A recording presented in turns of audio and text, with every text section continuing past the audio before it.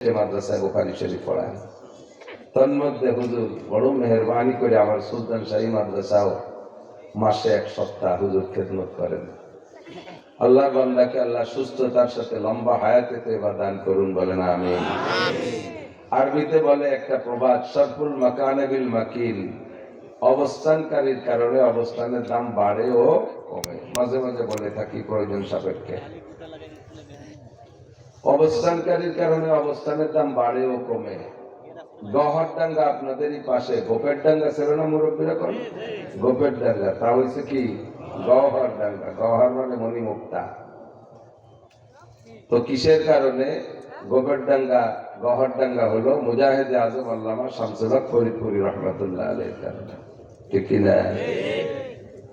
কোন গ্রামে 5,000 মানুষ আছে, তার মধ্যে যদি 5,000ই ভালো মানুষ, কিন্তু একটা যদি থাকে আন্তর্জাতিক খ্যাতি সম্পন্ন চোর, ওই কক্সবাজার চোর ধরা পড়ছে, বাড়ি কোন জায়গা? ওই গ্রামের নাম। সিলেট যাইয়ে চুরি এলে ধরা পড়ছে, বাড়ি কোন জায়গা? ওই গ্রামের নাম। ওই পঞ্চগড় ঠাকুরগাঁও যে চোর ধরা পড়ছে, বাড়ি কোন জায়গা? ওই গ্রামের নাম। সারা বাংলাদেশে গ্রামের নাম পৌঁছাই দিয়েছে চুরি এড়িয়ে।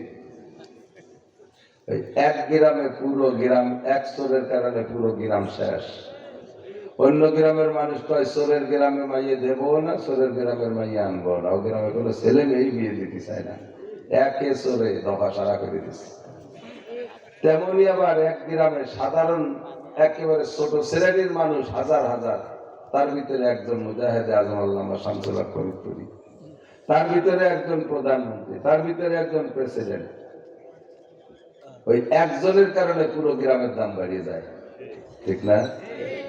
বহু মানুষ রাস্তাঘাটে বলে, দেখিতে ভ্যান চালায়, রিক্সা চালায়, কিসের মেসে কামলা দেয়, ওই মিলিকাল কারখানা একটু চাকরি করে খুলনায়, দেখা হলি করে হুজুর আমার চেনেন? না, আমি গোপের ডাঙ্গা বিয়ে করছি। ও চালায় ভ্যান, গোপের ডাঙ্গা বিয়ে করছে, তাতে ও সদস্য হয়ে গেছে। কত অহংকারের বিষয়, গর্বের বিষয়, ঠিক না? একে বলে সরফুল মাকানে বিল মাকিল। বছরে 12টা মাস, ইংরেজিতে 12 মাস, বাংলায় 12 মাস, আরবিতেও 12 মাস। ইংরেজি 12 মাসের শুরু হয় জানুয়ারির 1 তারিখ থেকে, আর এই ডিসেম্বরে শেষ হতে যাচ্ছে। ইংরেজি মাসের সাথে তারিখ মিল করে কিছু ইবাদত বন্দেগী খ্রিস্টানরা করে থাকে, আর বাংলা মাসের তারিখ হিসাব করে হিন্দু ভাইরা ইবাদত করে। মাঘী পূর্ণিমা, 12ই চৈত্র, কার্তিক পুজো কার্তিক মাসে, এক এক মাসে বাংলা মাসের সাথে মিল করে ইবাদত করে। পহেলা বৈশাখ, মঙ্গল শোভাযাত্রা, পান্থা ইলিশ, সুবহানাল্লাহ কন কি করবেন? মঙ্গল শোভাযাত্রা, পহেলা বৈশাখ, পান্থা ইলিশ যে বছর শুরু করলে সারা বছর গরম ভাত খাওয়া যায়। কথা হলো, ছোটবেলায় বাড়িতে বোন বাড়ি যাওয়ার আর মামা বাড়ি যাওয়ার খুব শখ ছিল। তো যেদিন যাবো সেদিন আর বাড়ির থেকে কিছু খাওয়ার হুঁশ থাকতো না। মাম বাড়ি যাচ্ছি, বোন বাড়ি যাচ্ছি, তো মা কইতো যে খালি মুহি যাস নিয়ে দিন দেবে না খাতি না খাতি। তো কইতাম তো তার মাসাতে ভান্তা বাদ দেন, ভান্তা খাইও যাস দিন যাবে না ভান্তা খাতি খাতি। সকালবেলা বাড়িতে পান্তা খেয়ে বেরোলে যদি দিন যায় ভান্তা খাতি খাতি, বছর শুরু করলে পান্থা দিয়ে সারা বছর হাসিনা খালেদার কাছে, ডাক্তার ইউনুসির কাছে গরম ভাত চাই পাওয়া যাবে? তোমরাই তো কুলক্ষণ শুরুই করছো ভান্তা বাদ দিয়ে, ঠিক না? মুসলমানদের আরবিতে 12 মাস। ইন্না ইদ্দাতাশ শুহুরি ইনদাল্লাহি 12 শাহরা। আল্লাহ পাক 12 মাসে বছর হিসাব করেন। যে সময় মানুষ দুনিয়ায় আসে নাই তারও অনেক আগের থেকে। আরবি 12 মাস আল্লাহ তৈরি করা 12 মাস, আর এই বাংলা ইংরেজি মানুষের তৈরি করা। আরবি 12 মাসের বড় বড় কতগুলো ইবাদত আছে এই মাসের সাথে, তারিখের সাথে মিল করা। আর ওই সমস্ত কারণে এই মাসগুলো দামিও হয়েছে। কতক্ষণ? চলতি মাসের নাম আরবিতে কি মাস? দোয়ার শুনতে টেরবার নাই কি মাস? রজব মাস। একটু বলেন কি মাস? হুজুর হাজির, হুজুর সাক্ষী, বহুত উলামায়ে কেরাম আছে। আরবি মাসগুলো মুখস্থ রাখা, আরবি মাসের নাম মুখস্থ রাখা, তারিখ ঠিক রাখা সুন্নতে মুআক্কাদা। সাথে একটু কিফায়া আছে, যেমন জানাজার নামাজ ফরজে কিফায়া, ইমাম বাদে দুইজন মুসল্লি থাকলেই সবাই এই জানাজা আদায় করলে সারা গ্রামবাসী দায় মুক্ত হয়ে যায়। কেউ আদায় না করলে সবাই গুনাহগার হয়, তবে পড়বে যারা নেকি তারা পাবে। এর নাম ফরজে কিফায়া। তেমনি সুন্নতে মুআক্কাদা কিফায়া আরবি মাসের নাম মনে রাখা এবং তারিখ ইয়াদ রাখা। যার কারণে উলামায়ে কেরাম মসজিদের ইমাম সাহেবরা, আজকে তো ইমাম সাহেবকে নিয়ে সব কিছু বক্তব্য বয়ান করতেছে, আমি একটা দিক যাবো না। তো মসজিদের ইমাম সাহেবকে চাকরি চুকরি ঠিক রাখার জন্য তারা আরবি তারিখটা ঠিক রাখে, কারণ মহিলারা আবার মুষ্টি চাল দেয়। হুজুরের কাছে জিজ্ঞেস করো, ও হুজুর রজবের রোজা কবে? হুজুর যদি তা কঠিন না করে মুষ্টি চাল নিতে এসে দেয় না। রজবের রোজার তারিখ মনে রাখতে পারে না হুজুর, এই জন্য হুজুরের এবার এগুলো খেয়াল রাখা লাগে। তো বাংলাদেশের বা দেশের হুজুররাই তারিখটা মনে রাখে বিধায় আমরা সবাই গুনাহ থেকে বেঁচে যাচ্ছি। কিন্তু যে কোনো সুন্নতের পর যে সুন্নতটা মৃত্যু পর্যায়ে কি বলা হয়, মানুষের থেকে মুছে যাওয়ার পথে, এরকম সুন্নতকে জিন্দা করার উদ্দেশ্যে আমলে পরিণত করলে হুজুর বলেন 100 শহীদের সওয়াব পাওয়া যাবে। তাহলে এই মুহূর্তে আরবি মাসের নাম দুনিয়া থেকে মিটিয়ে দেওয়ার পরিকল্পনা চলতেছে। কেজি, কিন্ডারগার্টেন, প্রাইমারি যত স্কুল কলেজ আছে কোন জায়গায় আরবি মাসের নাম মুখস্থ করায় না, সব জায়গায় ইংরেজি। আলিয়া মাদ্রাসায় যাবেন, তাও পোলাপানদের কাছে জিজ্ঞেস করবেন, দেখবেন রজব শাবান বাড়িটা বলতে পারে না, ওরাও জানুয়ারি ফেব্রুয়ারির বৈশাখ জ্যৈষ্ঠ মুখস্থ পারে।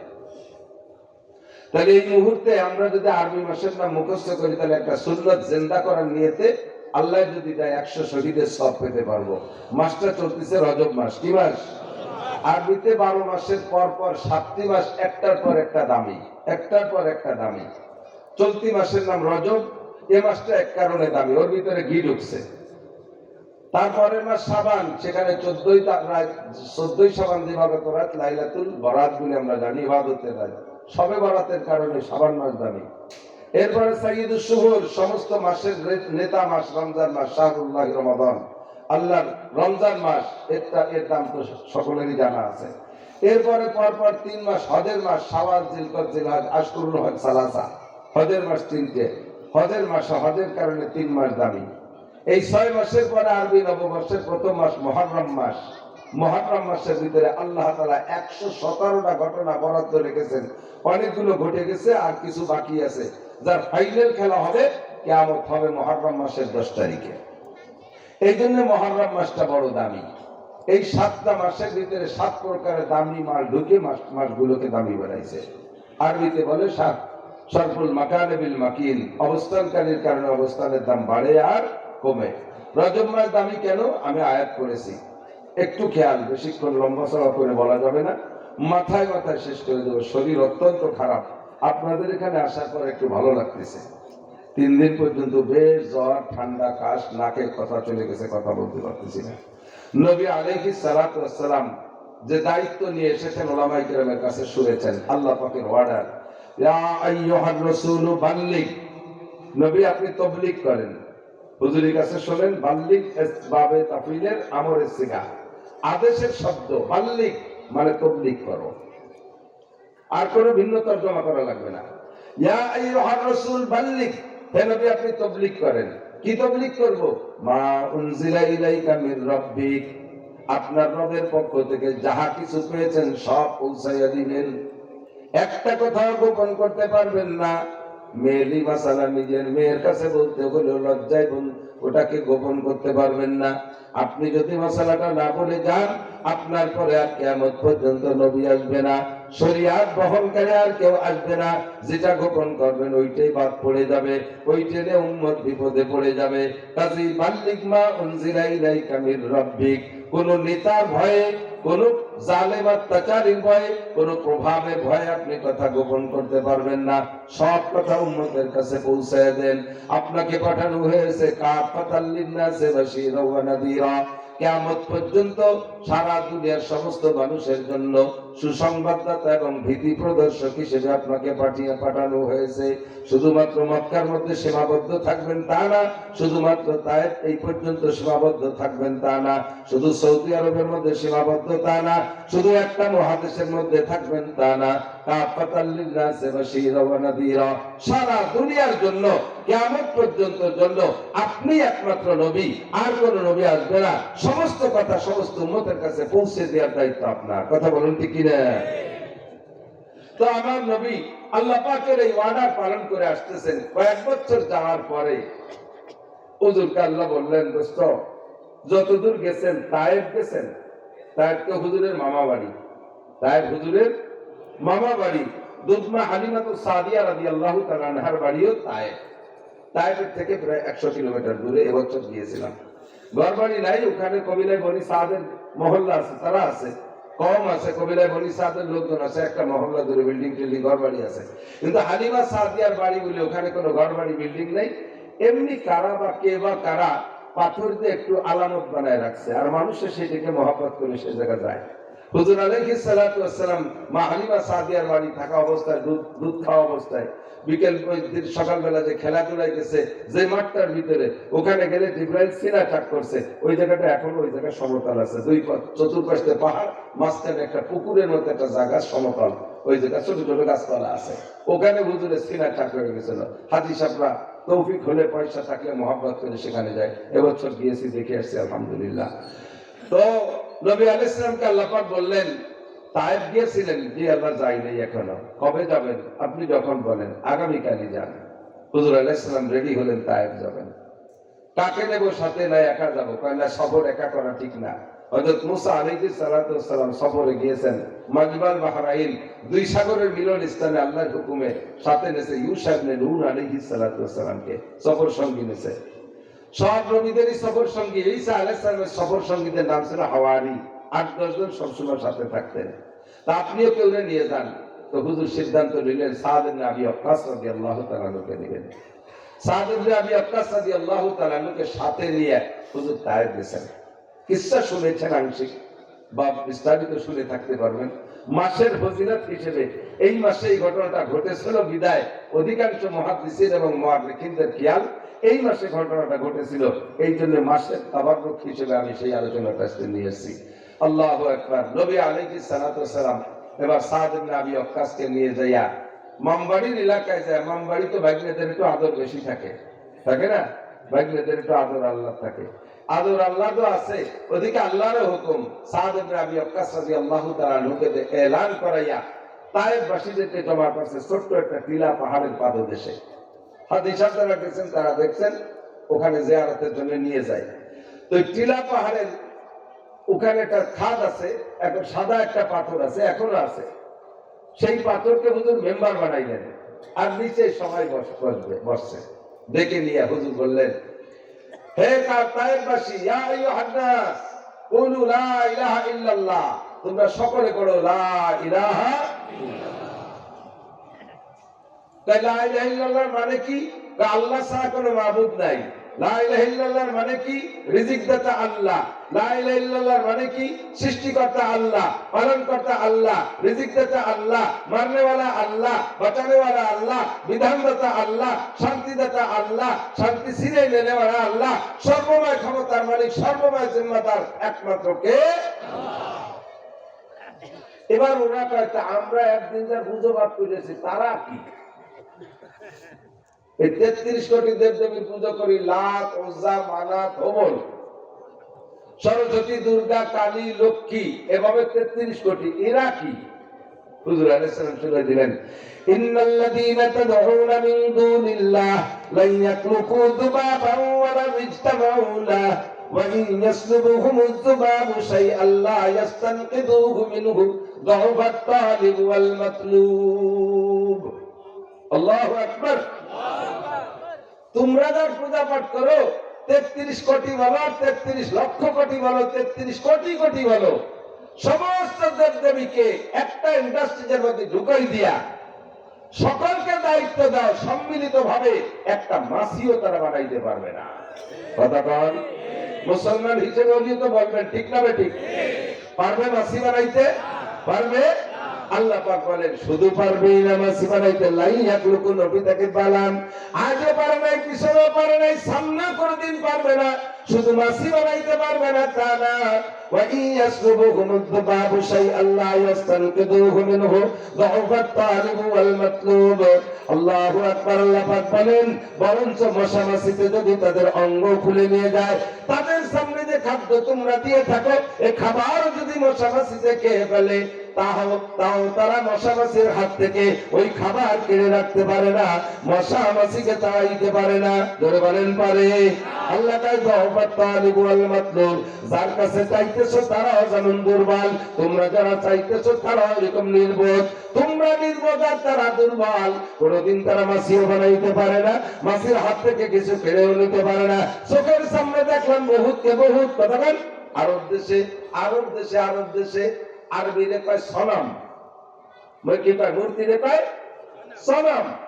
তো এক মূর্তি পূজারী ও সনমের এমন ভক্ত, জীবন ভরে ওই সনমকে পুজো তো করেই করে, সবসময় সনমের জিকির করে, সনম একটা গাড়ি করে রাখে, যে জায়গা যায় মূর্তি একটা সাথে।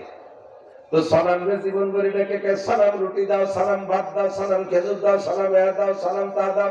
সনম কি সাদা দেবে? কোনদিন দিতে পারে নাই। আজকে চলতি পথে সনমরে এক জায়গায় রাস্তার পাশে দাঁড় করে ধুইয়া ও গেছে পেশাব করতে, গেছে পেশাব করতে বসে তাকে দে, ও তো পেশাব করতেছে মাটিতে। কুত্তো একটা আইসিয়া গোগল উচলে সনমের আঙুলাকে রেস্পেরে করে দিয়েছে। কুত্তো ওর সনম যাত্রকার কুত্তো বগল উচলিতে নাক বরাবর একেবারে মাথা মুখ সারা কাগজ চলে গেছে। ওই জায়গা থেকে আল্লাহ হিদায়াত দেবে, এই জন্য আল্লাহ তারে বুঝতেছে। ওই জায়গায় বসে নিজের সিদ্ধান্ত নিয়েছে, এ সালাম তুই আমার বিপদ থেকে উদ্ধার করবি, তুই আমার স্বর্গে দিবি, তুই আমার নরক থেকে বাঁচাবি, আমার বিপদ থেকে মুক্তি দিবি, আমার অভাব অনটন দূর করবি। এটা কি করে সম্ভব? তোর নাক মুখ করে গা ভরে কুত্তই পেশাব করে দিল, কুত্তটারে তার ক্ষমতা তোর নাই, তুই আমারে কি করে বিপদ থেকে বাঁচাবি? আইসে সলামের ঠ্যাং ধরিয়া দমাদম পাথরের সাথে বাড়ি, পয়লা বাড়িতে মাথা ফিরে গেছে। এরপরে পাড়ায় পাড়ায় হাত পাও সব ভেঙে কয়, আজকে থেকে তুই তালাক। সলামের ভিতরে সামান্য পরিবর্তন করলে শব্দ হয়ে যায় সমাজ। সলামরে সমাজ বানানো বেশি কষ্ট না, কথা না? উচ্চারণে প্রায় কাছাকাছি। আল্লাহু আকবার। এবার লোকটা সালাম সালাম সালাম সালামকে জিকির করতে করতে হঠাৎ করে মুখ থেকে বেরিয়ে আসছে সমাজ। বলেন কি? সমাজ বলার সঙ্গে সঙ্গে উপর থেকে আওয়াজ আসছে, লব্বাইক লব্বাইক। কে তুমি আমারে ডাকলা?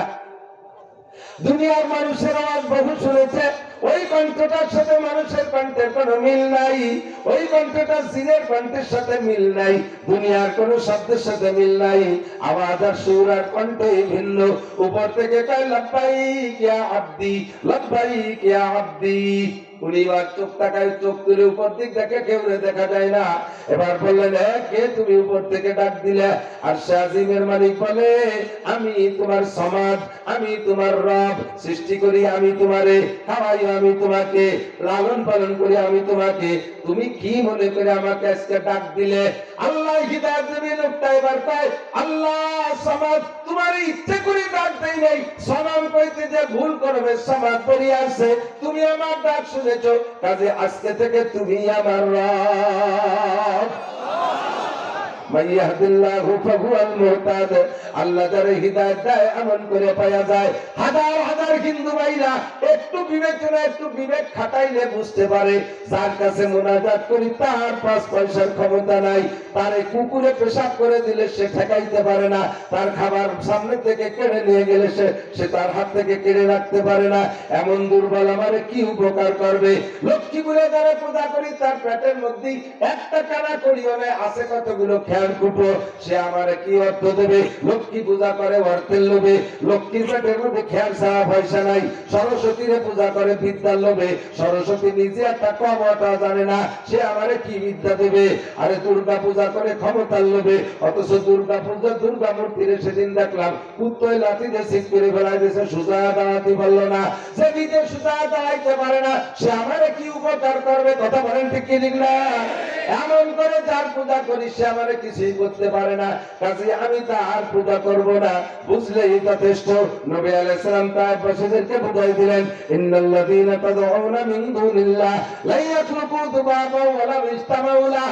তোমাদের সারা দুনিয়ার সমস্ত দেবদেবী ঐক্য হইয়া একটা মাছিও বানাইতে পারে না, বরং মাছিতে তাদের নাক মুখ খুলে নিয়ে গেলে ঠেকাইতে পারে না। কাদের মুতলাক, সর্বময় ক্ষমতার মালিক, ফাআলুল লিমা ইউরিদ, আলা কুল্লি শাইইন কাদির। একমাত্র জোরে বলেন কে? তায়েফবাসী পড়ো লা ইলাহা ইল্লাল্লাহ মুহাম্মাদুর রাসূলুল্লাহ। তায়েফবাসীরা কও, মুহাম্মদ তুমি ভাগ্যে ছিলে, আদর ছিলে, ভালো ছিলে, উল্টো পাল্টা হতে আসলে কে? 33 কোটি দেবদেবীর পূজা করি, তাই বছরে 2 মাস ভাত পাই না, আর তুমি সবগুলোরে মারি ধরে এক আল্লাহরে এনে খাড়া করছো, 12 মাস না খায় মারার একটা প্ল্যান করছো। এতগুলোরে বুঝো যে ভাত পাই না, আর একটারে বুঝো যে কি পাবো। আল্লাহু আকবার। নবী পাক যত বোঝানোর চেষ্টা করে তারা বুঝতে রাজি না।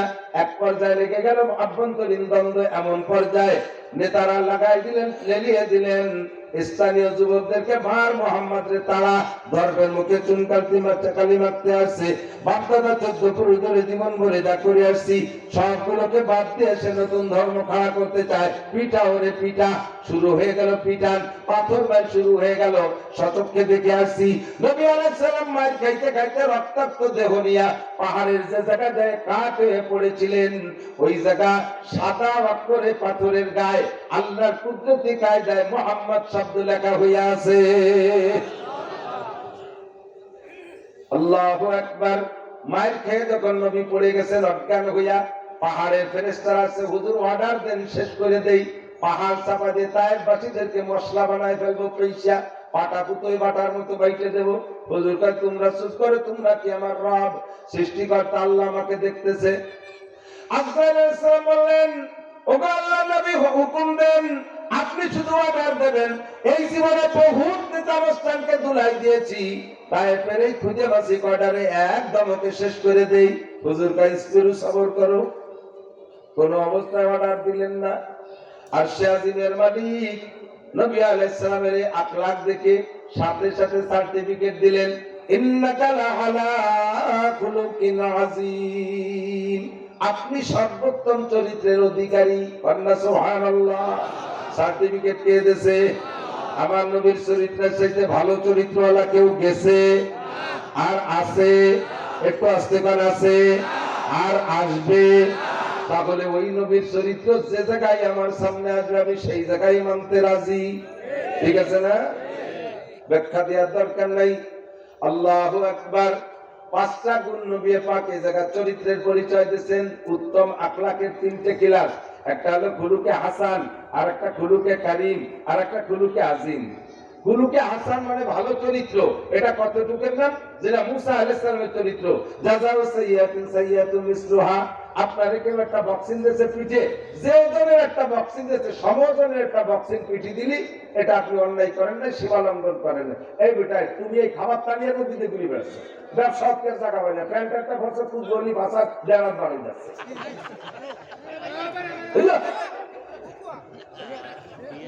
তোর যে কটা চোর পেয়েছে তো আমি কিনে নিয়ে যাবো না, ভয় হয়ে যায়।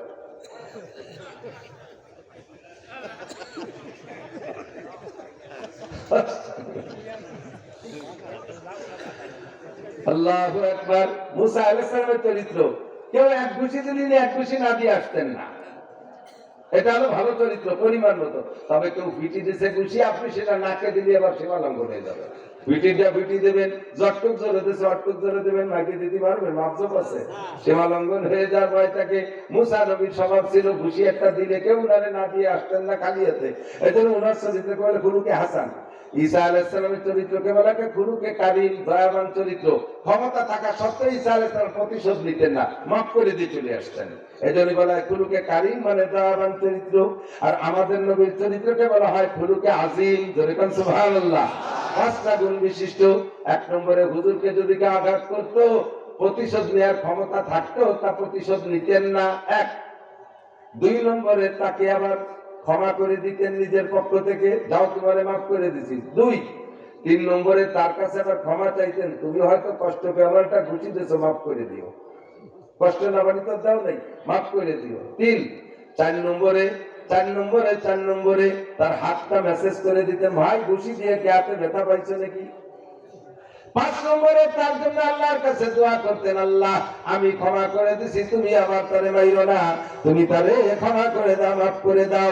তায়েফবাসীদের জন্য হুজুর এমন দোয়া করলেন, আল্লাহ কয় ইন্নাকা লা আলা খুলুকিন আযীম, কাজেই তুমি সর্বোত্তম চরিত্রের অধিকারী। তায়েফ থেকে মাইর খাইয়া রক্তাক্ত দেহ নিয়ে বাড়ি আসছে, এর 90 দিন পরে, এই 90 দিনের মধ্যে হুজুর হাসেন নাই।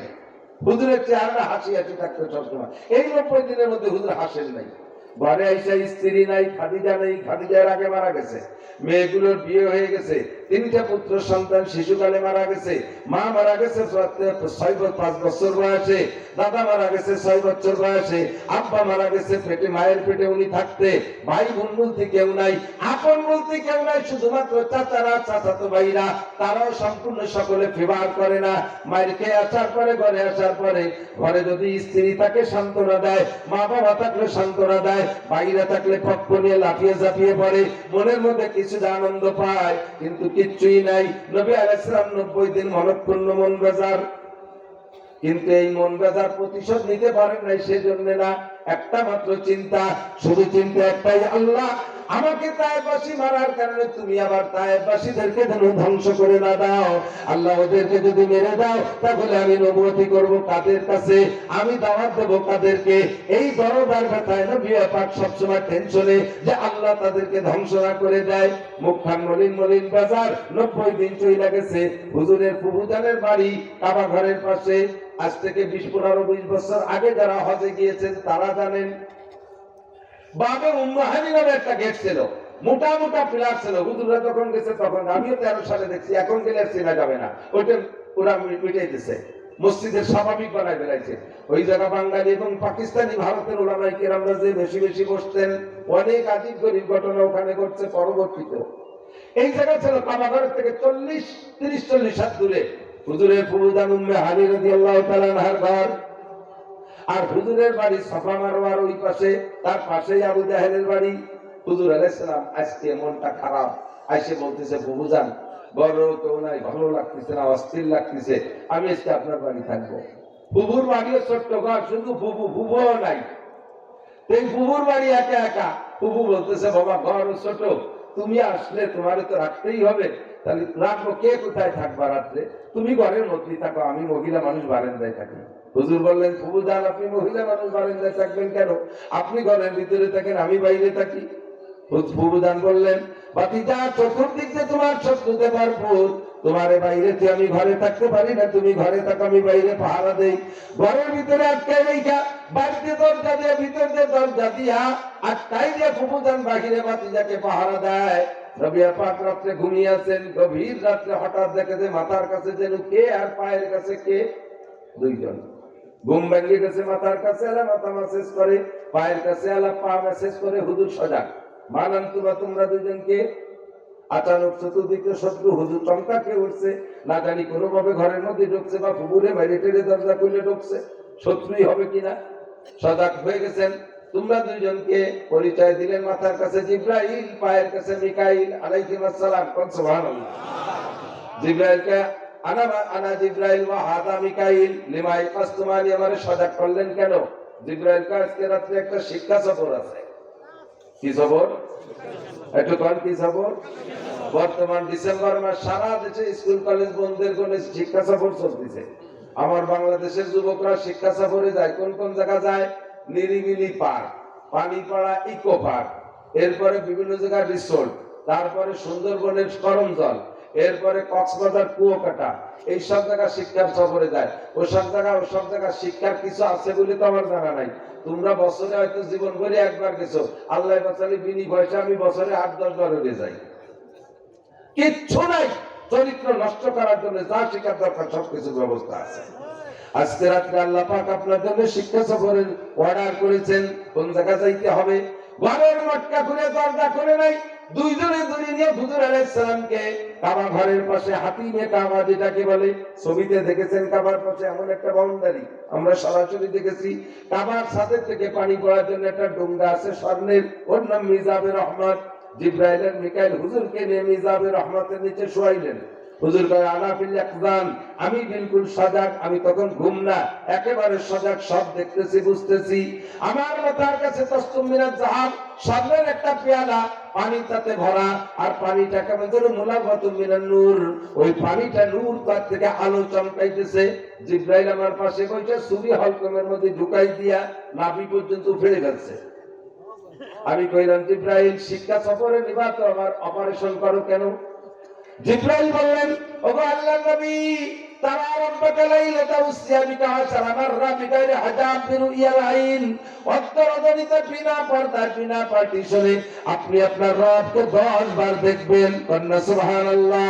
আপনার যে বাল সংযুক্ত হবে আল্লাহ পাকের কুদরতি লাইনের সাথে, আমাদের এখানে 33,000 ভোল্টেজের যে লাইন গেছে, কারেন্টের যে লাইন, ওই মোটা তারের মাথায় যদি একটা সকেট লাগাইয়া 50 ওয়াটের একটা বাল্ব লাগাই দেওয়া হয়, কথা বলেন, এই মোটা পাইপে মোটা তারের সামনে সকেট লাগাইয়া ও জায়গা যদি 50 ওয়াটের একটা বাল্ব লাগাই দেওয়া হয়, সারা বাংলাদেশ আলো হয়ে যাবে। হ্যাঁ, বাল্ব থাকবে, তাস করে পুড়িয়ে ফাইটে 6 বছর হয়ে যাবে। কথা বলেন, আজকে রাতে আল্লাহ পাক রব্বুল আলামিনের 33,000 কোটি পাওয়ারের লাইনের সাথে আপনার বার্তা সেট করা হবে, আপনি সহ্য করতে পারবেন না। মুসা আলাইহিস সালাম দীর্ঘ 40 বছর আল্লাহ পাকের সাথে গল্প করার পরে এবার আল্লাহর প্রেমে পড়ে গেছে, আল্লাহর সাথে কথা বলে এমন মুগ্ধ, এমন আশিক হয়ে গেছে। মুসা আলাইহিস সালাম বললেন, রব্বি আরিনি আনজুর, আল্লাহ আমি একটু তোমারে দেখবো, তোমার কথা এত স্বাদ, তোমারে দেখলি কত মজা পাবো, একটু দেখবো। আল্লাহ পাক বলেন, ক্বালা লান তারানি, মুসা আমারে দেখে সহ্য করতে পারবে না। মুসা কয় না আল্লাহ পারবো, ভাই আল্লাহ কয় না পারবে না। কয় ঠিক আছে, ওয়ান টেস্ট, আমি সামান্য একটু নূর এই জামালের তুরের উপরে রাখবো, ফাইন ইস্তাকাররা মাকানাহু ফাসাওফা তারানি, ওই চোখ দেখে যদি সহ্য করতে পারো তারপরে আস্তে আস্তে পারবা। এনি আঙ্গুলের কোনা দেখো, সহ্য করতে পারলে পুরো আঙ্গুল, এক আঙ্গুল দেখতে পারলে 2 আঙ্গুল, আঙ্গুল দুটো দেখতে পারলে 5 আঙ্গুল, আঙ্গুল দেখতে পারলে তারপরে হাতের কবজি, কবজি থেকে সহ্য করতে পারলে পুরো হাত, এরপরে বাকি অংশ দেখবা। আগে তুমি সামান্য নূরের সাথে তোমার ট্রাই করি। ফালাম্মা তাজাল্লা রাব্বুহু লিল জাবাল জালাহু দাক্কা ওয়া কাররা মূসা সাইকা, সামান্য নূর যখন তুর পাহাড়ের উপরে রাখছে, তাস করে তোর পাহাড়টা ফাইটা চূর্ণ বিচূর্ণ হইয়া সম্পূর্ণ ছাই সুরমা হয়ে গেছে। আর মুসা আলাইহিস সালাম আল্লাহর এই নূরানী তাজাল্লিতে হররা মুসা সাইকা, একটা চিৎকার মেরে অজ্ঞান হয়ে পড়ে গিয়েছিল। জিবরাইল কয়, হুজুর মুসা আলাইহিস সালাম আল্লাহর একটুকু সহ্য করতে পারে নাই, আজকে পূর্ণ নূর দেখবেন। আপনার বাল এই 52 বছর বয়সে 52 ওয়াটের বাল সহ্য করতে পারবে না। এই জন্য আল্লাহ পারা নুরানি পানি পাঠাই দিয়েছে, বুকটা ফাইলে হাড় আর কলিজা এইটা পানির মধ্যে ভিজাইয়া পাওয়ার দিয়ে আবার আল্লাহ জিবরিল আলাইহিস সালাম বুকের মধ্যে দিয়ে ডলা দিয়েছে, সমান হয়ে গেছে, সেট হয়ে গেছে, সুস্থ হয়ে হুজুরকে বসাইছে। দেখে পাশে একটা বুরাক, এই হাজা ইয়া জিবরাইল, এটা কি? হাজা বুরাক। এটা কি? বুরাক। হাজামার কাবুক, এটি আপনার কাছে যানবাহন। কাইফা মুরুরহু, এটা কেমন চলে? মুরুরহু কাল বাগ, বিদ্যুৎ গতিতে 1 সেকেন্ডে 1,86,000 মাইল পথ যাবে। সামনের সাইডটা সুন্দরী নারীর মতো, পিছনের সাইডটা ঘোড়ার মতো, ঘোড়ার মতো 4টে পা আছে, পাখির মতো বড় 2টো ডানা আছে, মানুষের মতো 2টো হাতও আছে, কয়েক প্রাণীর সংমিশ্রিত। এটা জান্নাতি পরিবহন, এটা আপনার জন্য পাঠানো হয়েছে। জিবরিল আলাইহিস সালাম বুরাকে উঠাইয়া হুজুরকে টান দিলেন। সর্বপ্রথম গেলেন মদিনায়, মক্কা থেকে সর্বপ্রথম মদিনায়। মদিনায় যাওয়ার পরে বুরাককে কয়, বুরাক কোন বুরাক দাঁড়াও। বুরাক দাঁড়াইছে, হুজুর নামেন। এই আইনা হাজা, এটা কোন জায়গা নামবো? এইটাই কি আমার লাস্ট হয় না? এটা হলো শুরু। এই জায়গা নামেন। এটা কোন জায়গায়? জায়গার নাম এসরেব, হাজা মাওজু হিজরাতিক, এটা আপনার হিজরতের জায়গা। দেখাইলেন হুজুরকে 2 বছর পর হিজরত করবেন, হিজরত হবে আপনার এখানে। সাল্লাল্লাহু রাকাতান, হুজুর 2 রাকাত নামাজ পড়লেন। সেখান থেকে টান দিয়ে নিয়ে গেছে মুসা আলাইহিস সালামের সেই তুর পাহাড় দেখানোর জন্য। এটা কোন জায়গা? এটা জাবালে তুর। এই পাহাড় সুরমা হয়ে গেছে আল্লাহর নূরের তাজাল্লিতে পড়িয়া। মুসা আলাইহিস নবী আলাইহিস সালাম নামে 2 রাকাত নামাজ পড়লেন, তারপরে নিয়ে গেছে এরপরে আরেক জায়গা কি বুরাক দাঁড়াইছে, হুজুর একটু নামবেন, এটা কোন জায়গা? এটা হলো আপনার তাওই বাড়ি। হুজুরের তাওই কি কি বোন বিয়ে দিলি আর ভাই বিয়ে দিলি না? হুজুর কোন তো ভাই বোনই নাই, তাওই বাড়ি পাবো কোথায়? মুসা আলাইহিস সালাম আপনার কি হয়? নবী হিসেবে ভাই হয়। এটা মুসা আলাইহিস সালামের শ্বশুর বাড়ি, যার নাম মাদায়েন, সোহাব আলাইহিস সালামের বাড়ি। সেই হিসেবে এটা আপনার তাওই বাড়ি। একটু নামাইলেন, 2 রাকাত নামাজ পড়লেন, এরপরে চলে গেছেন কোন জায়গা? বাইতুল্লাহ। হযরত ঈসা আলাইহিস সালামের জন্মস্থান যেখানে, এই জায়গায় ঈসা নবী জন্ম নিয়েছিলেন। এই জায়গায় যে সেই খেজুর গাছ, দেখেন খেজুর গাছের মাথা নাই। মারিয়ামের সময় খেজুর গাছের মাথা ছিল না। বাচ্চা যখন ডেলিভারি দিয়েছে, মারিয়াম আলাইহিস সালাম বলতেছেন, আল্লাহ আমি খাবো কি এই জায়গা থাইকা? এই বাচ্চা নিয়ে তো গ্রামে যাওয়ার কায়দা নাই। আল্লাহ কয় হুজ্জি বিজি'আন নাকলাতি তুসাকিত আলাইকা রুতাবান জানিয়া, এই মারা খেজুর গাছে ধাক্কা দাও, দেখবা খেজুর পড়বে। মারিয়াম উপর দিক তাকাচ্ছে যে খেজুর আছে কিনা, থাকলে ঠেলা দেবো, নালি দেবো না। গাছে খেজুর না থাকলে ধাক্কাই লাভ আছে? উপর দিক তাকায় যে খেজুর তো দূরের কথা, গাছের মাথায় একটা ডাকিও নাই, নাড়িয়ে খেজুর গাছ। মারিয়াম কয়, আল্লাহ ও ভাই জিবরাইল, এই খেজুর গাছে তো মাথাই নাই, তো ঝাঁকি দিলে খেজুর পড়বে কোন জায়গা থেকে? আল্লাহর পক্ষ থেকে বলা হলো, ও মারিয়াম, এই প্রশ্ন অন্য কেউ করলে আমি জবাব দিতাম, তোমার আমার জবাব দেওয়ার প্রয়োজন নাই। তোমার তো বোঝা উচিত, তুমি মারিয়াম, তোমার পেটে ঈসা নবী জন্ম নিয়েছে, তোমার পেটে একটা বাচ্চা জন্ম নিল, তোমার সাথে কোনো পুরুষে স্পর্শ করে নাই, কোন পুরুষের সাথে মিলন ছাড়া যে আল্লাহ তোমার পেটে সন্তান দিতে পারে, ওই আল্লাহ মরা খেজুর গাছে ঝাঁকি দিলে খেজুর দিতে পারে কিনা? মারিয়াম ঝাঁকি মারছে, একে ঝাঁকিতে 1 মণ কাঁচা খেজুর। সুবহানাল্লাহ। হুজুরকে দেখাইলেন এই যে সেই খেজুর গাছ, এই জায়গায় ঈসা আলাইহিস সালামের পায়ের ধাক্কায় পানি বের হয়েছিল। সাল্লা রাকাতাইন 2 রাকাত পড়লেন, এরপরে নিয়ে গেছে বাইতুল মুকাদ্দাস। বাইতুল মুকাদ্দাসের ভিতরে হুজুরকে ঢুকাই দিয়া জিবরাইল একটু বাইরে, খেয়াল করেন, হুজুর কাছে জিবরাইল বাইরে থাকেন, বুরাকটা বাইরে দিয়ে এসে তাই এই বুরাক কি আবার আমাকে কেউ চলে যাবে নাকি? ও বুরাক তো জান্নাতি বুরাক, ওরে আবার বান্দা লাগবে কেন? সফরের নাম শিক্ষা সফর বলছি। এই সফরে আপনি যা শিখবেন উম্মতকে তাই শিখাবেন। মুসল্লি মসজিদে যাওয়ার সময় বাইরে মোটরসাইকেল যাতে লক করে না থুয়ে না ঢুকে, লক করা ছাড়া বাইরে মোটরসাইকেল বাইসাইকেল থুয়ে গেলে বাংলাদেশে চোরের অভাব নাই, ঠিক না? কাজেই আপনার জান্নাতি বুরাক যেহেতু বাঁধে রাখা লাগে, মোটরসাইকেলও বাঁধে রাখা লাগে, বাইসাইকেলও বাঁধে রাখা লাগে। এই প্রশিক্ষণের জন্য আপনাকে বলছি, আপনি ভিতরে যান, আমি বাইরে বুরাক বেঁধে আসি। বুরাক বাঁধবে কিসের সাথে? ওই জায়গায় একটু একটা পাথর ছিল, পাথরের গলায় জিবরাইল আঙ্গুল দিয়ে খুঁচা দিচ্ছে, ফুটো হয়ে গেছে, ওর মধ্যে রশিদে বলে বেঁধে দিয়েছে। মেহরাবের মধ্যে নিয়ে হুজুরকে ঢুকাই দিয়া, এরপরে সমস্ত নবী রাসূলদের রূহ পিছনে উপস্থিত, সমস্ত আসমানের নিচে জমিনের উপরে যত ফেরেশতা, সব ফেরেশতাকে পিছনে দাঁড় করে দিয়ে হুজুর আলাইহিস সালাতু ওয়াস সালামকে ইমাম বানাইয়া 2 রাকাত নামাজ পড়াইলেন। এই মাসে বলেন না সুবহানাল্লাহ। এই জন্য মাসটা দামি। এরপরে নামাজের শেষে ফেরেশতারা এবং নবীদের রাসূলদের রূহ হারাই গেছে, যার যার জায়গায় শেষে চলে গেছে। বুরাকে বা রওনা দিয়েছে, ও তার চোখের পলক যেখানে যে পড়ে, চোখের শেষ গতি যেখানে, ওখানে যে একটা পা মারে, তাতে 1 সেকেন্ডে 1,86,000 মাইল পথ। এমন করে উঠতে উঠতে উঠতে উঠতে 7 আসমান পার হয়ে চলে গেছে বাইতুল মামুর, ফেরেশতাদের মসজিদ। ওখানে গিয়ে দেখে ফেরেশতারা নামাজ পড়তেছে। হুজুর বললেন, জিবরাইল এটা কি? ওই যে বাইতুল মামুর, ফেরেশতাদের মসজিদ। প্রত্যেক দিন 70,000 ফেরেশতা নামাজ পড়ে, আর একবার যেই ফেরেশতা ওই মসজিদে নামাজ পড়বে, কিয়ামত পর্যন্ত আর ওই 70,000 দ্বিতীয়বার চান্স পাবে না। বললেন সুবহানাল্লাহ। কি পরিমাণ ফেরেশতা আল্লাহ বানায় রাখছে। নামাজ শেষ, ওখানে হুজুর বলেন আমি 2 রাকাত পড়ে যাই, হুজুর পড়লেন 2 রাকাত, চলে গেলেন সেখান থেকে। কত দূর জানেন? এই জমিন থেকে প্রথম আসমান যতটুকু ফাঁকা, প্রথম আসমানের থিকনেস কতটুকু, ওই আসমান আর এই ফাঁকা মিলে যতটুকু, 2 আসমানের মাঝখানে অতটুকু, ওই ফাঁকা আর এই ফাঁকা আসমান মিলে যতটুকু, দ্বিতীয় আসমান মোটা অতটুকু। এইভাবে খালি বাড়তে বাড়তে 7 আসমান যে জায়গায় শেষ, এখান থেকে 7 আসমানের উপর পর্যন্ত যত দূর, ওখান থেকে বাইতুল মামুর ফেরেশতাদের মসজিদ আরো অত দূর। এখান থেকে বাইতুল মামুর যত দূর, ওখান থেকে সিদরাতুল মুনতাহা আরো অত দূর। সিদরাতুল মুনতাহা সীমান্তের ফুল গাছ, যাই ওই জায়গা পৌঁছানোর পরে হুজুর জিবরাইল বলতে, হুজুর সামনে যেটুকু বাকি আছে আপনি যান, আমি আর বুরাকার জাতি পাচ্ছি না। তাই যে জায়গা পিছিয়ে যাবো, কিভাবে যাবো? বুরাক না গেলে কিভাবে যাবো? যানবাহনের ব্যবস্থা হবে, আমি জাতীয়বাদী। তাই চলেন আপনি একটু সাথে গেলে অসুবিধা কি? জিব্রাইল কয় আগার একসারে বউই এবার তার পরাম হুরুগে তাজাল্লি বসুজাত পরাম। এর থেকে যদি 1 ইঞ্চি উপরে উঠি আমার 600 ডানা আল্লাহ নূরে তুলে ছাই হয়ে যাবে, আর ওটার কায়দা নেই। জিব্রাইল গেলেন না, যাবেন না। এখন কয়তো যাবো কিসে, কতদূর পথ আছে, কতটুক জিব্রাইল আর কতদূর আর বেশি নেই, যতটুক আসছে আর একটু কাছে উপরে, এটুকু কি একা যাবে? যত দূর আসছে আর এত দূর আসছে। এর মধ্যে জান্নাতে রফরাফ একটা যানবাহন চলে আসছে। এই রফরাফ সামনে আসছে, এটা বলা হাজার, এরপর বসেন। বসার সাথে সাথে টান, এই এখান থেকে অতটুকু যাইতে যে টাইম লাগছে তার চেয়ে অনেক কম টাইমে ওইটাই একে টানে হুজুর আলাইহিস সালামকে আরশে আজিমে পৌঁছায় দিয়েছে।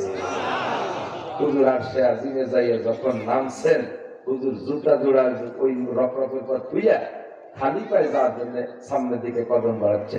আল্লাহ পাক বলেন, দোস্ত জুতা খুলতেছেন যে? জি আল্লাহ, জুতা খুলিয়ে সে জুতো তো দুনিয়ার জুতো থাকে যে বাইরে। আল্লাহ কয় না, জুতা নিয়ে আসেন। আপনি তো মুসা আলাইহিস সালামকে বললেন, যখন মুসা নবী তুর পাহাড়ে আসতে লাগলো, সেই সময় বললেন ফাকলা আলাইক ইন্নাকা বিল ওয়াদিল মুকাদ্দাস তুয়া। মুসা, এই জায়গা ভালো জায়গা, পাক জায়গা, তুমি জুতো বাইরে আইছো না, নিচে দিয়ে আসো। তা আমি আরশে আজিমে দুনিয়ার জুতো বাইরে আসবো? আল্লাহ কয়, দোস্ত মুসার জুতো আর আপনার জুতো একবারে বিক্রি হয়। আপনার জুতো আমার আরশকে ধন্য করবে। কন্যা সুবহানাল্লাহ। হুজুর জুতা পরে সামনে গেলেন। যাওয়ার পরে আল্লাহ তাআলা জিজ্ঞেস করছেন, বিমা জিতা মিন দুনিয়া, দোস্ত দুনিয়া থেকে কি নিয়ে আসছেন? দোস্তর বাড়ি দোস্ত আসতে কিছু তো হাতিয়ে নিয়ে আসতে হয়, কি নিয়ে আসছেন? আল্লাহ নবী পড়ে শুনাইলেন, আত্তাহিয়াতু লিল্লাহি ওয়াস সালাওয়াতু ওয়াত তাইয়্যিবাত। আত্তাহিয়াতু শুনেছি, একটু একটু শুনেছি। আত্তাহিয়াতু লিল্লাহি ওয়াস সালাওয়াতু ওয়াত তাইয়্যিবাত, আমার পক্ষ থেকে যত দামি ইবাদত, মানে ইবাদত, যত পবিত্রতা, যত তাসবিহাত, যাহা কিছু সম্ভব সব একমাত্র তুমি আল্লাহরই জন্য। আল্লাহ যেমন প্যাকেট চাইছে নবী সেরকম প্যাকেট পেশ করছে। সাথে সাথে আল্লাহ পাক মেহমানদারি শুরু করে দিলেন। আল্লাহ কয়, আসসালামু আলাইকা আইয়ুহান নাবিয়্যু ওয়া রাহমাতুল্লাহি ওয়া বারাকাতুহু, আমার পক্ষ থেকে যত শান্তি আর রহমত আর বরকত সব আপনাকে দিয়ে দিলাম। আসসালামু আলাইকা, কারো এক বছর হয়, এক বছরের জন্য আপনারই একারে দিলাম আমার শান্তি রহমত সব। এখন এই জায়গা তো কেউ নাই, আপনি যে কোনো একটা অ্যাকাউন্টের মধ্যে ঢুকে খালি যেতে পারি না, কেউ দিয়েন না। আল্লাহ দিতে নিষেধ করে নাই তারা, কিন্তু কথার ভাবে বোঝা যায় সব কিছু নবীর একারে। আমাদের নেতাকে যদি এরকম বিদেশের থেকে মোটা কোনো অঙ্ক দিত, তাহলে নেতারা কি ওই বাড়ি সবাই দেখে দিয়ে ভাগ করে খাত? ওই জায়গা থেকে সুইস ব্যাংকে ধুয়ে এরপরে যে জায়গা বানানোর দরকার ওই পাশে বসে বানাতো, আমাকে জানতিও দিত না।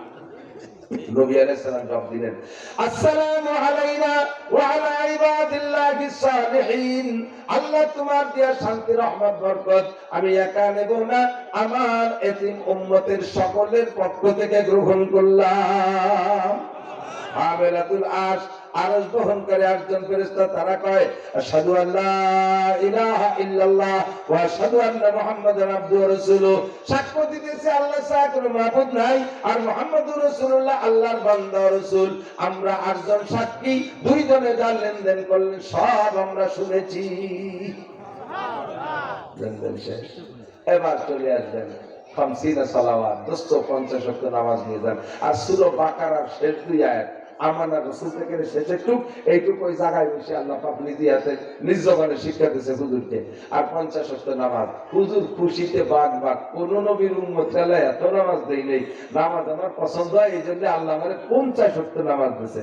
নামাজ 50 ওয়াক্ত নিয়ে নিচে দিকে এসে যখন চতুর্থ আসমানে আসছে, মুসা আলাইহিস সালামের সাথে সাক্ষাৎ। মুসা নবীতে তো কোনো কথা তো মানুষ। মুসা আলাইহিস সালাম জিজ্ঞাসা করেছে, ইয়া মুহাম্মদ বিমা জিতা মিন রাব্বিক, আল্লাহর কাছে কি নিয়ে আইছো? মুসা আলাইহিস সালামকে বলেন 50 সালাওয়াত। ভাই কথা কই না, কেউ দেই না, আমারে দিতে আমার উম্মতের 50 ওয়াক্ত নামাজ। মুসা আলাইহিস সালাম কয়, জারাবতু বি উম্মতি সালাসাতি আওকাত, আমি আমার উম্মতকে পরীক্ষা করেছি 3 ওয়াক্ত নামাজ দিয়ে। আমার উম্মত শক্তিশালী উম্মত, মাত্র 3 ওয়াক্ত নামাজ চাই ঠিক মতো পড়ে নাই।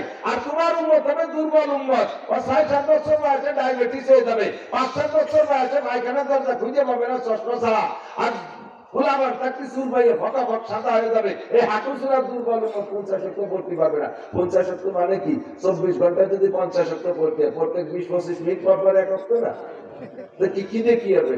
তখন টের পান না, একটু উপরে থাকতে থাকতে কমায় যান। নিচে চলে গেলে আসতে পারবেন না। হুজুর তখন উঠেছে, তাই ঠিকই তো কইছে। ফিরে গেছে, যে কাজে আল্লাহ আল্লাহকে কি জন্য আসছেন দোস্ত, কয় যে আল্লাহ আমার উম্মত দুর্বল, একটু নামাজ কমাই দেওয়া যায়। আল্লাহ ঠিক আছে, ঠিক আছে, 5 ওয়াক্ত কমানো হোক, 5 কমাই দাও, 45 নিয়ে দাও। হুজুর সিস্টেম কমছে, একটু চলে আসে। আবার মুসা আলাইহিস সালাম কয় ভাই আরেকবার যান। এইভাবে 9 বার ঘুরাইছে, যেবার যায় 5 ওয়াক্ত কমায়, যেবার যায় 5 ওয়াক্ত কমায়। আল্লাহ লাস্টে টেক্সে 5 ওয়াক্ত। মুসা আলাইহিস সালাম আবার কয় ভাই আরেকটা গুলি দেন, যত কমানো যায়। তো হুজুর কয় না, যে বাড়ি যাচ্ছে 5 ওয়াক্ত করে রেখে দিয়েছে, এবার গেলে তো 5ই রেখে দেন, ঘরে খালি এতে বাড়ি যা লাগবে না, তার সাথে যা আছে ওই নিয়ে যাই, পরে উম্মত পড়লো না পড়লে না পড়লো, 5 ওয়াক্তই। আল্লাহ তাআলার পক্ষ থেকে সিদ্ধান্ত 5ই থাকবে, কিন্তু 5 বার, একবারে 45টা কমাইয়া 9 বার ঘুরাইলেন কেন? যতবার বন্ধুর সাথে বন্ধুর দেখা হবে ততবার বন্ধু মজা পাবে। এই সাক্ষাৎ দেওয়ার জন্য 9 বার ঘুরাইছে, আর প্রথম একবার 10 বার সরাসরি আল্লাহ পাক রব্বুল আলামিনকে দেখেছেন। কেমন দেখছেন নবী জানে আর আল্লাহ জানে, এটা আমাদের বোঝার বিষয় না। এবার 5 ওয়াক্ত টিকছে। আল্লাহ কাইলা তাবদীলা লিকালিমাতিল্লাহ, আমি যা বলি কোনো পরিবর্তন নাই। আমি 50 বলেছি 50 মিস নাই, আমি 5 বলেছি 5 ও ঠিক থাকবে। 5 আর 50 দুই কথা আমার ঠিক রাখার জন্য সিস্টেম হলো মান জাবিল হাসানাতে ফালাহু আশরাম সালিহা, যে একটা নেক কাজ করে আমি আল্লাহ তাআলা তাকে 10 গুণ নেকি দান করি। উম্মত তোমার 5 ওয়াক্ত নামাজ পড়বে, এক ওয়াক্তের বিনিময়ে 10 ওয়াক্ত নামাজের সওয়াব তাকে দেওয়া হবে। নামাজ পড়বা 5 ওয়াক্ত, সওয়াব পাবা 50 ওয়াক্তের। বলেন আল্লাহুম্মা আমিন। এবার ইনদা সিদরাতুল মুনতাহা, 8টা জান্নাত আর 7টা জাহান্নাম সিদরাতুল মুনতাহার পাশ দিয়ে আল্লাহ সাজায় রাখছে। নবী আলাইহিস সালাম ওখান থেকে আসার পথে এবার জিবরাইলকে জিজ্ঞেস করছে, জিবরাইল এই পাশে যে বাগ বাগান দেখা যায় এগুলো কি? জিবরাইল কয় হুজুরে সবই 8টা জান্নাত সাজানো, তা আমার একটু পাশে অনুমতি দেওয়া যায়, কোনায় তারা একটু দেখে যেতাম ভিতরে কি দেখি আছে, যাই উম্মতকে বলতে পারতাম যে এইগুলো আছে। জিবরাইল কয় হুজুর ওয়া না, ওই কোনায় যারা ফুটো ফাটাইতে দেখবেন কোনা কাছে, ওরকম না। আমার আল্লাহ অর্ডার করছে পুরো 8টা জান্নাত আপনাদের ঘুরেই দেখানোর জন্য। দেখবেন সব দেখে উম্মতকে বলবেন। প্রথমে হুজুর ফেরদাউসে ঢুকছেন, জান্নাতুল ফেরদাউসে ঢুকে দেখে এক আজীব কারবার। ঢুকার সাথে সাথে একখান ঘর, বাইতুল মিনাল কসাব, বাইর দিয়ে বানানো একখান ঘর। ও জিবরাইল, কি সত্যি ভেস্টে নাকি এটা? বলে হ্যাঁ, কেন মনে হয় না? তো তুমি যে একদিন করলে একটা ভেস্টের ভিতরে বিল্ডিং হবে সোনার উপর ইটের, এদি বাঁশের ঘর। কি ভেস্টে না বাংলাদেশ, তাই তো বুঝতে পারছি। ঘর বাসের কিন্তু বাসে বাস না। যাইয়ে দেখে হুজুর কয় মালা আইনুন রাআত ওয়ালা উযুনুন সামিআত ওয়ালা খাতারা আলা কলবি বাশার, এমন ঘর জীবনে কেউ কল্পনা করতে পারবে না। দেখো তো নাই, দেখো নাই, আমিও তার বর্ণনা দিতে পারবো না, যে শুনে থাকবা।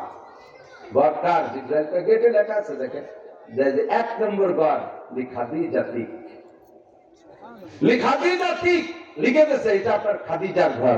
সুবহানাল্লাহ। হুজুর কয় একেবারে প্রথম ঘরই বিটি যে মহিলার ঘরটা কে হুজুর প্রথম ঘর হবে না কেন? আপনি গাড়ে হেরা থেকে নবুয়তি পাইয়া বাসায় আসলে আপনি থরথর করে কাঁপতেছিলেন, সেই সময় খাদিজা আপনাদের কম্বল দিয়ে জড়াই ধরে সান্ত্বনা দিয়ে যে কথা বলেছিল যে হুজুর ভয়ের কোনো কারণ নাই, ওই যে লোকটা এসে আপনার জড়াই যাচ্ছে উনি জিবরাইল, আপনার কাছে যে বাণী দিছে এটা কোরআনের বাণী, আপনি আজকে শ্রেষ্ঠ নবী শ্রেষ্ঠ রসুল হয়ে বাসায় আসছেন। এরপরে আপনি শান্ত হয়েছেন। আপনার এই সান্ত্বনা দেওয়ার পরে আপনি দোয়া করছিলেন না, আল্লাহ আমার খাদিজা ঘরে না থাকলে, আমার সান্ত্বনা না দিলে আমি তো নবুয়তি ধরে রাখতে পারতাম না, আমি নবুয়তি পাইছি তাই তো আমি বুঝতাম না। আল্লাহ তুমি আমার খাদিজারে জান্নাতের ভিতরে ব্যতিক্রম একটা ঘর দিও, এবং সর্বপ্রথম ঘর আমার খাদিজাকে দিও। আপনার সেই দিনের দোয়া কবুল হয়েছে, এই জন্য সবাই বিল্ডিং সোনার উপর রেখে খাদিজারে আল্লাহ তাআলা বাসের ঘর বানায় দিয়েছে, এবং 1 নম্বর ঘর আপনার দোয়ায় খাদিজা পেয়ে গেছে। একটু আগায় যায় হুজুর তাহলে তো স্ত্রীর ঘরে তো স্বামী ঢুকতে পারে, ভিতরে সব হেঁটে আসছে, ভিতরে একটু আগায় যেতে বাসের ঘর আর একখান। হুজুর কয় জিবরাইল যদি লাইন ধরে বাসের ঘর কত নাকি এটা কার? দেখেন আগে দেখেন ওনার গায়ে লেখেন, কপালে লেখা সাইনবোর্ডে উমর ইবনে খাত্তাব রাদিয়াল্লাহু আনহু, এবার ওমর ইবনে খাত্তাবের ঘর। কার ঘর? হুজুর কয় খাদিজার খান 1 নম্বরে হলো, পরে তো 2 নম্বরে আবু বকরের হবে, ওমরের খান। ওমরও তো হুজুরের শ্বশুর, মহব্বত কম না, কিন্তু হুজুরের মনের চাহিদাতে খাদিজার পরে আবু বকরের খান। তো জিবরিল বলে হুজুর আপনি যেটা চাইতেছেন আবু বকরের শান ও অনেক উপরে, অনেক উপরে। এটা হলো এই সিরিয়ালে ওমরের পর 2 নম্বর, এজন্য যে ইসলাম সর্বপ্রথম খাদিজা গ্রহণ করেছে। এরপরে 39 জন সাহাবা আপনি ইসলাম নিয়ে কাবা ঘরের সামনে যাইতে পারেন নাই, খোলামেলা কলেমার দাওয়াত দিতে পারেন নাই, কাবার পাশে দাঁড়িয়ে নামাজ পড়তে পারেন নাই। ওমর 40 নম্বর সাহাবা যেদিন ওমর ইসলাম গ্রহণ করছে আপনার হাত ধরে নিয়ে কাবা ঘরের কাছে যাইয়া ওপরে কলেমার ডাক দিয়েছে। এই জন্য ইসলামকে ময়দানে নামাইছে সর্বপ্রথম ওমর, আর প্রথম ইসলাম গ্রহণ করছে খাদিজা। তাই খাদিজার ঘর 1 নম্বর, ওমরের ঘর 2 নম্বর। স্থানীয় যুবক যারা আছেন, নেতা যারা আছেন, মেম্বার ওয়ার্ড সাইজ থেকে নিয়ে সিনিয়র পর্যন্ত এখানে যারা আছেন, আপনারা যদি ইসলাম গ্রহণ করেন, আপনারা যদি ইসলামের খেদমত করেন, তাহলে আমাদের চাইতে আল্লাহ তাআলা আপনাদের দাম বাড়াই দিতে পারে। উলামায়ে কেরামের চাইতে আপনাদের সম্মান বেড়ে যেতে পারে। কারণ আপনাদের দ্বারা যেটা হয় আমাদের দ্বারা সেটা হয় না। আমরা কোনো না কোনো জায়গায় দুর্বল থাকি যাই। আল্লাহু আকবার। এভাবে হুজুর বহুত দেখলেন। দেখার পর একটু আগাইয়া, খেয়াল করেন সময় কম বলে মাথায় মাথায় বলে যাচ্ছি, একটু আগাই যাইয়া দেখেছি কেমন যেন জান্নাতের মধ্যে একটা শব্দ আসতেছে, পট পট পট পট শব্দ। হুজুর বলেন জিবরাইল সবাই তো আমাকে দিকে অনার করতেছে, নীরব নিস্তব্ধ, কেউ কোনো সারা শব্দ নাই। আইসিন হাজিহি, এই যে একটা শব্দ আসছে, এটা কিসের শব্দ? তো জিবরাইলকে হাজা কুকুকু নালাই বিলালি, এটা আপনার বিলালের কলমের আওয়াজ। বলবেন সুবহানাল্লাহ। হুজুর থাকি রাজা বিলাল কবলা মাদিফিল জান্নাহ, বিলালকে আমার চেয়ে আগে ভেস্তে চলে আসছে। বানানা হুয়ামশির দুনিয়া, আপনার বিলাল জমিনের মধ্যে হাঁটে, অথচ সৌতুবিল জান্নাহ, আর তার নিয়মিত তার কলমের আওয়াজ আমরা জান্নাতের মধ্যে শুনতে পাই। এটা কি করে সম্ভব? এটা কি করে সম্ভব? হয়তো পরে বলা হবে। হুজুর মেরাজের থেকে আসার পরে ফজর বাদ যখন সাহাবায়ে কেরামদেরকে নিয়ে এই মেরাজের কিসসা বলতেছিলেন, তার মধ্যে বিলাল একটু দূরে বসা, হাফসি গোলাম তো নিজেকে নিজে ছোট জায়গায় দূরে দূরে রাখতেন। চোখ পড়ার সাথে সাথে ডাকছে যে তাল, বিলাল লাত লাগাইয়ে তাল কাছে আসো। ডাকে কোলের মধ্যে নিয়ে বসেছে, আইয়া আমানি তা আমানি, বিলাল তুমি কি আমল করো? বিলাল তো হুজুর এক কিসসা বলতেছিলেন, তার মধ্যে আবার কি কথা উঠলেন? আমি কি আমল করি তা তো সবই জানেন। আমার জিজ্ঞাসা, না বিলাল তুমি নিশ্চয়ই ব্যতিক্রম করো, ব্যতিক্রম করে আমল করো। আমি জান্নাতের ভিতরে আজকে তোমার কলমের আওয়াজ শুনে আসছি। বিলালের মতো হাফসি গোলাম তার কলমের আওয়াজ জান্নাতে হুজুরের জমানে যদি সাক্ষী দেয়, তাহলে বিলালের কি খুশিতে হুশ থাকে করে? বিলাল ফুবাই ফুবাই কাঁদতেছে, হুজুর সত্যি নাকি আমাদের সান্ত্বনা দিচ্ছেন? হুজুর তুমি কি বলো, আমি কি মিথ্যে কথা বলি? আমি শুনছি জান্নাতের মধ্যে নিশ্চয়ই, আর কাহারও কলমের আওয়াজ শুনলাম না, তোমারটা শুনলাম। কেন? নিশ্চয়ই তুমি ব্যতিক্রম করে আমল করো। তো বিলাল বলো কি করো? তো বিলাল বলতেছে সবাই যা করে তাই করি, একটা কাজ একটু বেশি করি বলে আমার মনে হয়। যা সেটা হলো যখনই অজু বানাই অজুর পরে অজুর পানি গায়ে থেকে শুকানোর আগে হারামুক্ত আর মাকরুহ যদি না হয়, যেই 3 টাইমে নামাজ পড়া হারাম আর 2 টাইমে নামাজ পড়া মাকরুহ। আসরের নামাজ পড়ার পরে বেলা ডুবার আগে কোনো নফল পড়া যায় না, আর সুবহে সাদেক হওয়ার পরে ফজরের বেলা ওঠার আগে কোনো নফল পড়া যায় না। এই 2 টাইমে মাকরুহ, বাকি 3 টাইম হারাম। এই 5 টাইম বাদে যখনই অজু বানাইছি অজুর পানি গায়ে থাকতে থাকতে 2 রাকাত তাহিয়াতুল ওযু পড়ি। এটা আরো কেউ পড়ে, তবে আমি মিস করি না। জিবরিল পাশে থেকে মাথায় হাত দিয়ে বলে সাদাকা বিলাল, হুজুর আপনার বিলাল সত্য কথা বলেছে। আপনার বিলালের এই আমলের বদৌলতে বিলাল হাটের জমিনের উপর দিয়ে ওযুর স্থান থেকে জায়নামাজ পর্যন্ত হেঁটে যায়, আর আমরা জান্নাতের মধ্যে সেই জায়গাটার জন্য শুনি যে বিলাল জান্নাতের মধ্যে দিয়ে হাঁটতেছে। এভাবে অনেক কিছু দেখলেন, সব বলে শেষ করা যাবে না। বেরোয় আসার পরে বলতে বিলাল এই পাশে, জিবরাইল এই পাশে কি? কয় যে এই পাশে তো 7টা জাহান্নাম সাজানো, এর পাশে দাঁড়াই কি কোনা কানায় যে ফাঁক আছে, কিছু বেহে যাওয়া যায়, তাহলে উম্মতকে বলতে পারবেন যে এই আছে। তো জিবরাইল তো হুজুর ওভাবে না, আজকে আপনাকে আল্লাহ তাআলা জাহান্নাম ভুলে দেখে যেতে বলছে, আপনি সচক্ষে দেখে যে উম্মতকে বলবেন। হুজুর বললেন জাহান্নাম তো জাহান্নাম, ওর মধ্যে আগুন আছে, গায়ে লাগবে না? আপনি যার সাথে সাথে আপনি থাকার অবস্থায় জাহান্নামের সমস্ত কার্যক্রম আপনার জন্য স্থগিত করে দেওয়া হবে, লেস করে দেওয়া হবে আগুনের পাওয়ার। ভিতরে ঢোকেন। এবার ঢুকলেন। আসলে মেরাজের কিসসার এইটুকু হলো মূল অংশ, কিন্তু বলতে বলতে ক্লান্ত হয়ে যায়, মাথায় এসে আসলটুক বলতে সময় পাই না, 3-4টে বলে শেষ করে দিই, বহুত অসংখ্য। সর্বপ্রথম ঢুকে হুজুর তাদেরকে দেখলেন জাহান্নামের মধ্যে ঢুকছে। জাহান্নামের নাম ওয়াইল। প্রথম জাহান্নাম কি? ওয়াইল, নাম্বার 1। এই ওয়াইলের মধ্যে ঢুকছেন। হুজুর ঢুকেই বলেন মারাতুল লাইলাতা উসরিয়া বিকওমিন সর্বপ্রথম ঢুকেই দেখি এক কম বসা, আগুনের মধ্যে তারা উঠতেছে। এই আগুনে পোড়ার ভিতর দিয়ে আলাদা রকম অপমানজনক শাস্তি, তাদের আগুনের কেচি দিয়া ঠোঁট আর জিহ্বা কাটতেছে ফেরেশতারা। একবার কাটতেছে মিশে যাচ্ছে, আবার কাটতেছে আবার মিশতেছে, আর এভাবে কাটতেছে বিষাক্ত কেচি দিয়া, আগুনের কেচি দিয়া, চিৎকার করে লাফায় উঠতেছে, আবার করতেছে আবার কাটতেছে। হুজুর বলেন জিবরাইল, এই যাদের ঠোঁট আর জিহ্বা কাটতেছে, এদের চেহারা দেখে তো আমার মনে হয় যে এরা তো মুসলমান, এরা তো ভালো মানুষ মনে হয়, এরা তো জান্নাতি হওয়ার কথা, এই অবস্থা কেন? এরা কারা জিবরাইল? জিবরাইল বললেন, হুজুর হাউলাই কুতাবা উম্মতিকা, এরা আর কেউ না, এরা আপনার উম্মতের বক্তারা, আপনার উম্মতের বক্তারা, আপনার উম্মতের মসজিদের খতিবরা, আপনার উম্মতের পীররা। এখন দোষ কি? অস্পষ্ট সুন্দর আমল করতো না। এখন তারা যা নিজেরা না করতো তাই বলতো, নিজেরা বলতো তারপর আমল করতো না। বক্তা বয়ান করে পর্দা বয়ান, বক্তার বাড়ির মধ্যে বয়ান নাই, পর্দা নাই। বক্তা বয়ান করে জিনার বিপক্ষে, সুযোগ পেলে তাও করে বসে। বক্তা ঘুষের বিপক্ষে বয়ান করে, বক্তা ঘুষ দিয়ে নিজের চাকরি ধরে। বক্তা সুদের বিপক্ষে বয়ান করে, বক্তা আবার বিভিন্ন সুদের সংস্থার সাথে টাকা লেনদেন করে। বক্তা যেসব বিষয়ের পর বয়ান করে সেসব বিষয়ের পর আমল করে না। মসজিদের প্রতি মাঠের বক্তা, তাদের পরিণতি এই এক নাম্বার ওয়ান, তাদেরকে দেখে তাদের একটু কইয়েন, বক্তারা যেন সতর্ক হয়ে যায়। খেয়াল করেন। একটু পরে হুজুর বলেন, আমি আর একটু আগায় গিয়ে দেখি আর একটা সেক্টরের মধ্যে দেখি নারীরা জাহান্নামের আগুনের মধ্যে পড়তেছে।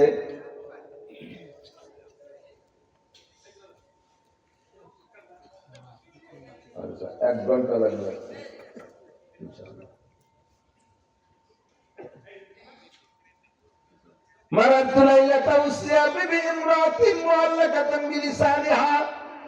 জাহান্নামের মধ্যে ঢুকে দেখি এক শ্রেণীর মহিলাদের জিহ্বায় হুক লাগাইয়া ঝুলন্ত, জিহ্বার সাথে হুক লাগাইয়া ঝুলানো। জিজ্ঞেস করলাম, জিবরাইল এখন শাস্তি জিহ্বায় হুক লাগাইছো কেন? জিবরাইল কা হুজুর ওয়াহিয়াল্লাতী তুজি যাওজাহা ওয়া জিরানাহা বিলিসানিহা, এরা আপনার উম্মতের ওই সকল মুসলমান মহিলারা যারা স্বামীর সাথে কটুবাক্য করত, স্বামীর সাথে তুই কথা বলতো, জিহ্বাতে কথা বলে স্বামীকে কষ্ট দিত, স্বামীকে অনেক কষ্ট দিছে জিহ্বাতে কথা বইলা। এক কথায় যারা জিহ্বার সাথে অন্যায় করেছে, পরপুরুষের সাথে প্রেম গল্প করেছে, এই জিহ্বাতে গান গেয়ে গেয়ে দুনিয়ার পুরুষকে, দুনিয়ার মানুষকে আনন্দ দিয়েছে, প্রতিবেশীর সাথে কথায় কথায় ঝগড়া করত, কটুবাক্য করত, গীবত শিকায়ত করত, অকথ্য ভাষায় গালাগালি কাজাকাজি করত, এই নারীদের কোটি কোটি বছর শাস্তি জিহ্বার সাথে হুক লাগায় ঝুলানো। 2 নম্বরে হুজুর বলে, একটু আগায় গিয়ে দেখি আরেক শ্রেণীর মহিলাদের স্তনের সাথে হুক লাগায় ঝুলানো। ও জিবরাইল, একই বেইজ্জতি ব্যাপার, এদের স্তনের সাথে হুক লাগাইছো কেন? জিবরাইল কা হুজুর ওয়াহিয়াল্লাতী তুরজিউ বিগাইরি ইজনি যাওজিহা, আগে পদ্ধতি ছিল যেমন শুরুতে একটু বলে আসছি, হালিমাতুস সাদিয়া রাদিয়াল্লাহু তাআলা আনহার বাড়ি, নবী আলাইহিস সালাম 2.5 বছর ছিলেন, দুধ পান করতেন পয়সার বিনিময়ে, স্বামীর অনুমতি সাপেক্ষে। মহিলা নিজের বাচ্চার পাশাপাশি অন্য আরেকজনের বাচ্চাকে দুধ পান করাইয়া পয়সা নেওয়া জায়েজ ছিল, তবে এটা স্বামীর অনুমতি হতে হবে। এখানে হাদিসের ভিতরে এই কথাটাই উল্লেখ করা হয়েছে। মূল তাফসীর ব্যাখ্যা হলো, এই সব মহিলারা ওরা যারা নিজের স্তনের সাথে অসৎ ব্যবহার করেছে, অবৈধ স্পর্শ দিয়েছে, পরপুরুষকে দেখায় গায়ে পর্দা নাই, শরীরে পর্দা নাই, পরপুরুষকে দেখায় আনন্দ দিয়েছে, অন্যায় তার বিচার তাদের এই স্তনের সাথে অসৎ ব্যবহার করার কারণে কোটি কোটি বছর স্তনে হুক লাগায় ঝুলন্ত থাকবে। আর হয়তো